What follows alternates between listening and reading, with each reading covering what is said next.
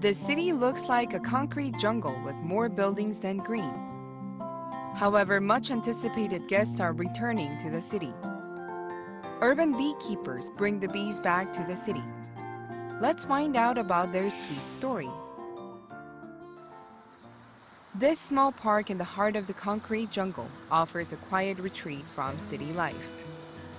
A group of people came to the park early in the morning on a weekday. At first glance, it seemed like they came here for a walk, but now they are putting on protective clothing. They're here to learn how to keep bees in the city.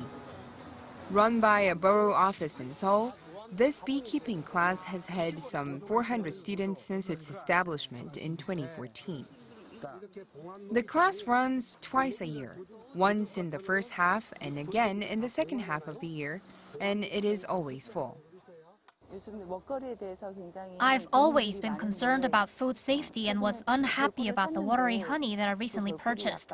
Therefore, I took part in this class to learn more about honey. Some of them want to make their own honey, while others hope to take up beekeeping professionally in the near future. Although they are all here for varying reasons, they all have a shared passion. The importance of honeybees in our lives made me think that urban beekeeping deserves more attention. Each class runs for 6 months, and the students get to harvest honey as well. The class produces an average of 500 kilograms of honey every year, boosting the local economy. This bee farm is used as a medium to increase the bee population, preserve the ecosystem, and offer practical training for students.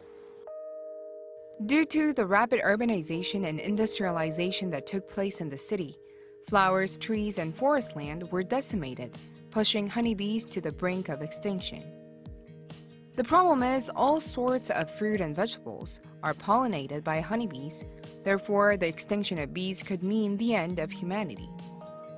With a clear purpose, this urban beekeeping class was initiated as part of the environmental preservation campaign that began in Europe in 2000.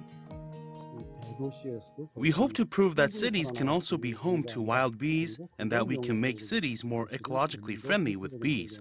That's one of the factors that distinguishes urban beekeeping from traditional beekeeping.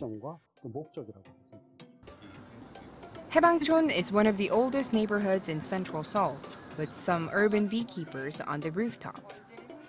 Among them are Yuarim and Lee Jong-chul. The two have been beekeeping in this area for 4 years. They check their hives once a week, something they anticipate. We have to check the bees on a regular basis to prevent any damage from harmful insects and maintain the ideal environment for them to breed. It's one of the most important factors in beekeeping. Now they know how comfortable or uncomfortable their bees are just by the buzzing, but things were very difficult in the beginning. We have faced many unexpected challenges since we started this bee farm. For example, bees died all of a sudden and the weather was unfavorable for beekeeping at times too. In particular, the public's general fear of bees is an ongoing challenge. But that fear is derived from a general misunderstanding of honeybees. As opposed to predatory wasps, honeybees rarely attack unless they are in danger. In an effort to break down that preconception, the two started collective beekeeping with their neighbors this year, in which they had to build another bee farm in the neighborhood and provide adequate instruction. People are generally scared of bees, but they are beginning to understand the importance of bees to our environment. Now that we can organize many events related to bees here in the city, public perception toward bees is changing. This neighborhood is located at the foot of Namsan Mountain, where wildflowers are everywhere. However, since the habitat is located in a residential area, the urban beekeepers sowed some honey plants for the bees. We try to plant flowers or trees whenever we can. Bees will benefit from those plants, and so will humans emotionally from watching flowers bloom and plants bear fruit.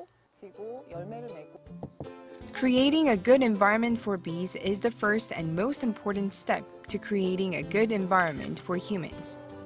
What needs to be done for these urban beekeepers to revive the urban ecological system?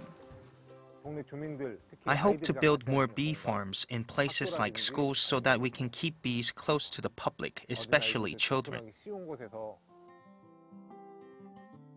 Urban beekeeping protects both the city environment and bees. All eyes are focused on this sweet strategy to preserve the city as well as its potential.